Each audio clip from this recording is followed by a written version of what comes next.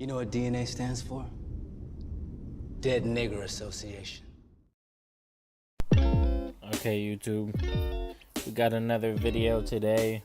It's going to be a ball fade with a design.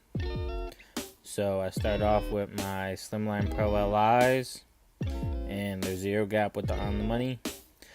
This design wasn't thought about or anything. It was all freestyle, just whatever came to my head as I was doing it.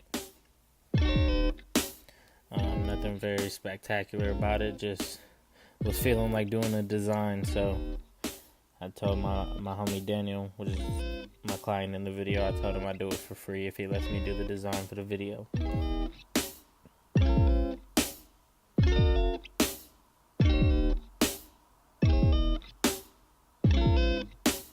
I just do the little freestyle design, a couple little zigzags, a little squirrely line, and it's just a rough draft of it. It's not going to be exactly how it looks. I got to go through and use the slimlines on the other side of the line, because whenever you do a design, always remember any type of design or part, there's always two sides to a line. So when you do it, you got to make sure that you're doing the top of the line, and then you got to go back in and do the bottom of the line.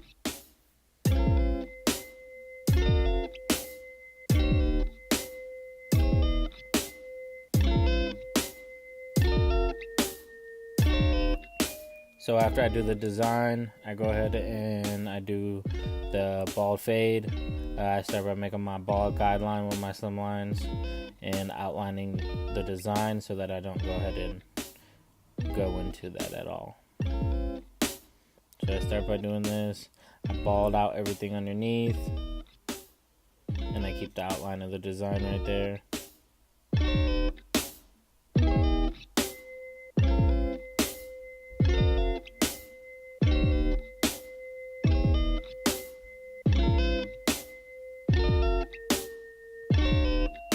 So as you can see, when I make this guideline, I make it around the design that I have, but I keep it consistent around the rest of the head.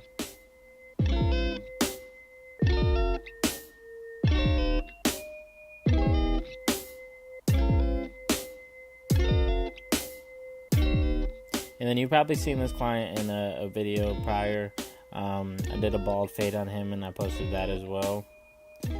He's been growing at the top of his hair for a while, so that's why we decided to do this video, just to clean it up on the sides but still let the top grow.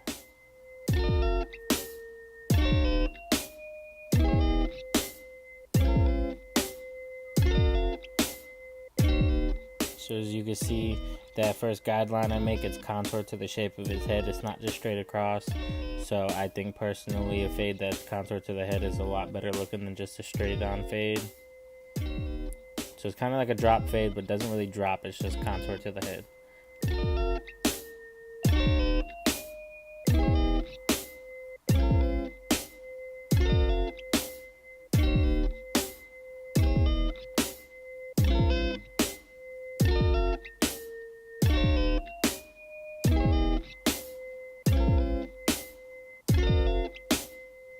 So after I'm done with that, I go ahead and start the fade with the design. I tried to keep the shape a little bit like the design, but basically just kind of like fade it in a little bit, make it look a little different, so it doesn't connect all the way to the bald fade part of his head, but it has its own kind of fade. And then I go ahead and I use my Andes Pro Foil shavers. Now when using these, you shouldn't bring that bald line all the way up to the other line. I more so do it almost there, leave about half an inch maybe. And then I go ahead, sometimes go sideways to go ahead and blend that in with that trimmer line that you did originally. And then right here, I'm using my wall seniors to create my first guideline. And yes, these are the cordless seniors. When I tell you these clippers work wonders, man. These clippers work wonders. So right above that bald line, I use my cordless seniors all the way closed to go ahead and not create another guideline, but make it easier to blend in. And then I do my cordless seniors all the way open to create my next guideline. So now you know that when you're fading, all you have to do is do trigger play, and trigger play is when you open and close the clipper to go ahead and blend out that line. So I close the clipper a little bit, go a little lower than the top guideline, and then I close it a little more, and then I go down more, and then all the way, and then it'll take out that bottom line, no problem. So I do it on the right side of the head, and then I'm gonna go ahead and do it on the back side of his head. So the reason I did the fade drop like that is because his occipital bone's not super like noticeable, so I could bring the fade up higher like that. It didn't have to go either above or below it. I kind of kept it around the same area. And then as you can see, that bottom guideline starting to disappear right there. And then I noticed on the left side right by the design it's a little lower, so I went ahead and brought that up a little bit higher. And then as I'm doing this, I'm going to start to kind of fade it into the design without making it overly noticeable, but keeping it so it's not so dark. And then I go ahead and slap on right here is my number 1 wall premium guard, and then I do that all the way open and go ahead and create another guideline. It's about maybe an inch, 3/4 of an inch around there, and I stop whenever I hit the design, if you haven't noticed. So then now I'm doing trigger play, which I just explained was the opening and closing. I'm starting to blend down from that 1 guard all the way open, and then after I'm done reaching the 1 guard all the way closed, I'm gonna go ahead and put on the half guard or the 1/16 guard, and I have that all the way closed, and I'm just using that, starting underneath that guideline, going up to the guideline and a little over to help blend it in to that 1 close.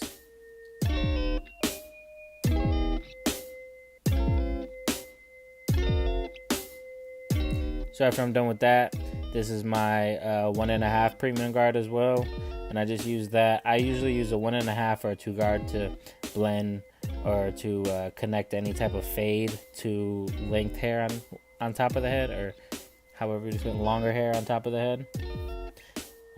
That's kind of like my connection guard is what I call it, just because it's a little longer than the one, but if you don't dig into the hair and you come right off the parietal ridge, it helps a lot better to connect the fade. It's kind of just like doing clipper over comb without actually having to do clipper over comb. You just don't dig into the long hair. So I start with that all the way open, and then I go ahead and close it, start to close it, trigger play. And then after I'm done with that, I come into the design right here. I do all the way open on the clipper, start to kind of contour it to the design shape, and then I'm going to start trigger play with that, start closing it a little bit, and start blending it inside that specific design area at the moment. And it's right along the temple. It's not anywhere too high or anything like that, so it kind of fits in with the other bald fade area, but it doesn't connect.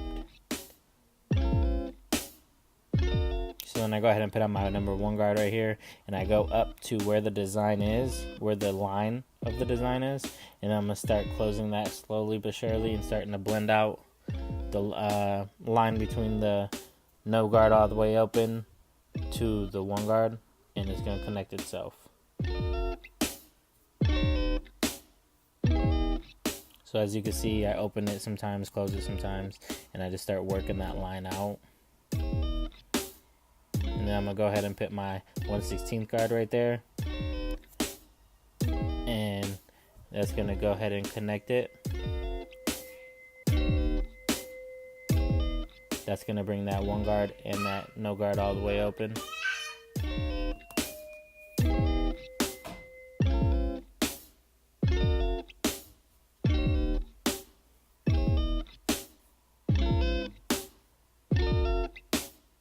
So as you can see, that blend came together nicely, and then I'm going to go ahead and start working on the other areas of the design and making that line more definite and more thicker. So like I said, when doing the line, it's both sides. There's the top of the line and the bottom of the line. So I already did the top of the line, now I'm just going to go in and work with the bottom of the line.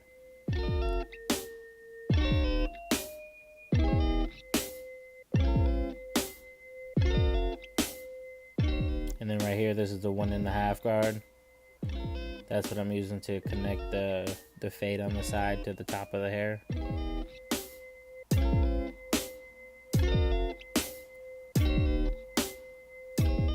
And as you can see, the bald fade on the The right side of the head is all blended together.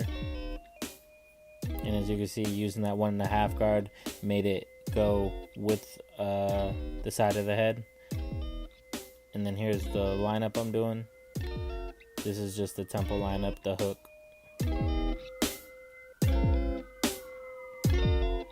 And then right here I start working on the design a little bit.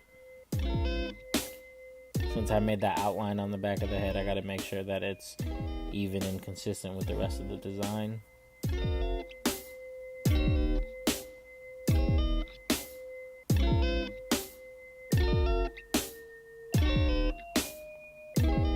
So I'm cleaning up some parts of the design right here, making that line a little bit thicker but not too thick.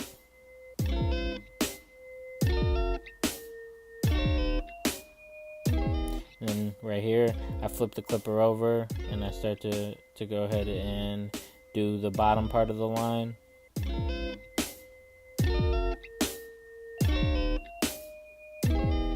Basically just doing some touch-ups to get the design to the required thickness and everything like that.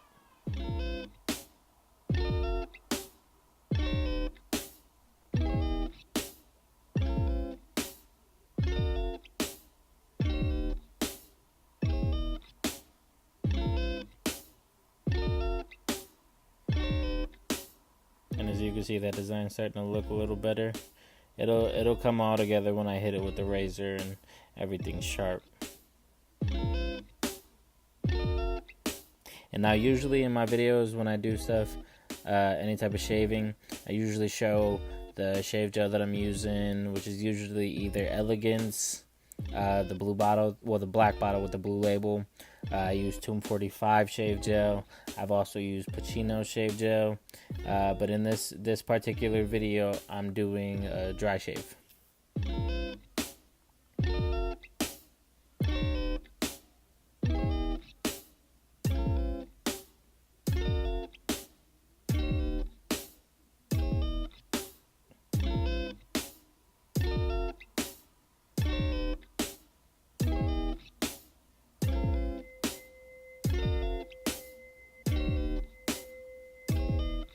So after the outline is done, which pretty much it is, I'm going to go ahead and work on the front lineup of the head and the box.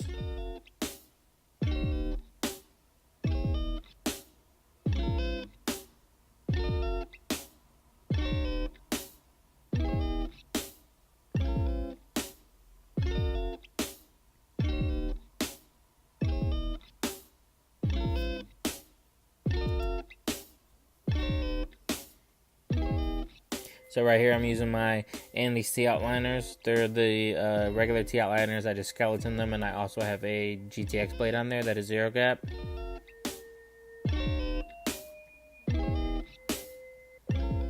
This I did not zero gap by on the money. I did these by eye. And then since he is growing out his hair up top, I choose not to push in on the lineup at all to get it its crispiest. I leave the overhanging hairs since they're gonna grow, and that's just preparing him for when his hair is a little bit longer.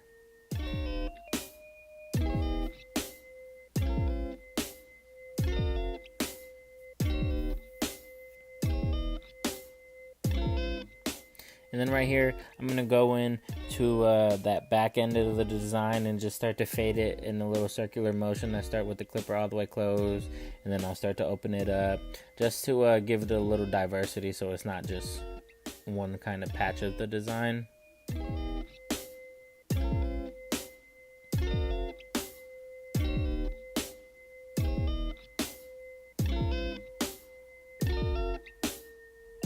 And then right here I'm doing some trigger play on it. Now, designs and stuff have never been my strong suit, so I'm kind of starting to try to work on them, just to kind of to make my strengths where my weaknesses are and stuff. Pretty much so I don't have any weaknesses.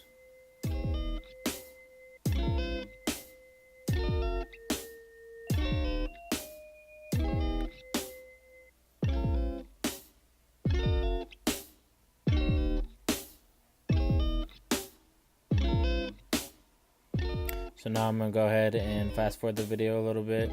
I'm just blending in the beard right here. No guard all the way open, fade down. One guard all the way open, fade down, and then a 1.5 guard all the way open and fade down. We don't really take off any length of the beard, just clean it up underneath and all the stragglers on the edges. And then right here I see a little dark spot in the fade, so I go ahead and use my one guard all the way open to start some trigger play, just to go ahead and get that out. And then right here I have a Batman razor and I'm using Dorco blades. Like I said, I'm doing a dry shave, so I'm just gonna go ahead and go into the design first, start making that line its final product. Also, when you stretch the skin like that, whenever you're shaving, you should always stretch the skin. Another reason I stretch the skin is because it gives the line more of a little curve to it rather than just a straight line. So it kind of elongates that point up at the top right there. And then I know I do get in the way a little bit. I do apologize. I'm using my ring light and my camera is on its own tripod, so I'm not used to having both of them. I'm used to just staying out the way of the light, and when I do that, the camera will capture it good.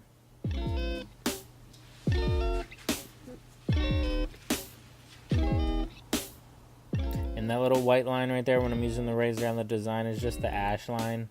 My client washed his hair before he came and everything like that, so his scalp is very, not dry, but it's clean. There's no extra oil or debris or dirt or anything on it.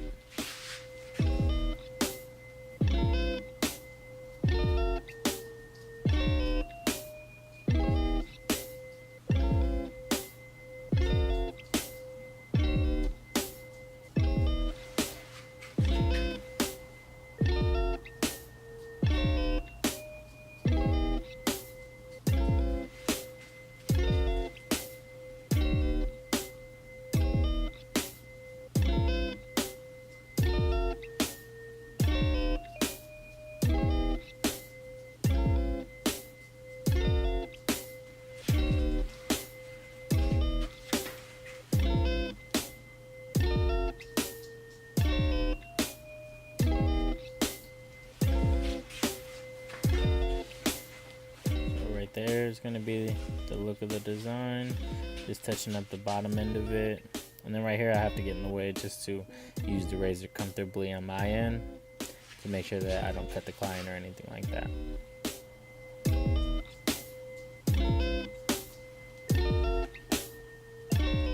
And as you can see, whenever I use that razor or make any type of razor stroke, I'm pulling the skin, and my finger or my hand is always on the back end of the blade.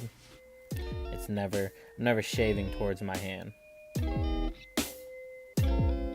So right here I'm just doing the razor lineup, just cleaning up any hairs or anything like that.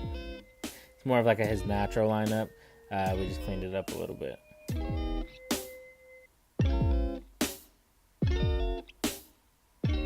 And then right here I go with my Slimline Pro LIs again, and I'm just doing the bottom lineup on the beard.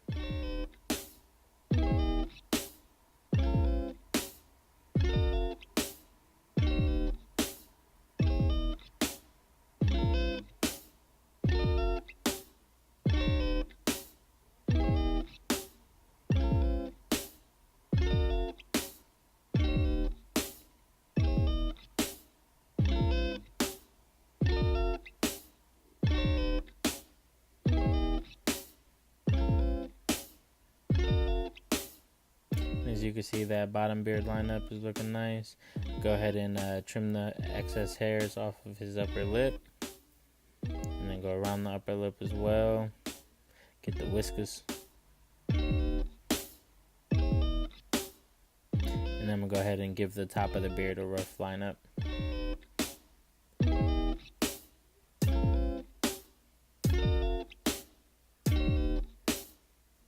Go ahead and use my Andy's Pro Foil shavers to clean up any cheek hair. Then after that, I go ahead and use my razor again just to finalize the beard lineup. Starting above the beard lineup, you'll never want to cut too deep into someone's beard. I left side, and then I go ahead and do the right side. And that's pretty much it. So here you go, YouTube. This is the cut. I hope you enjoyed the video. Stay tuned. I'm going to be dropping a new one soon. Like and subscribe. See you later.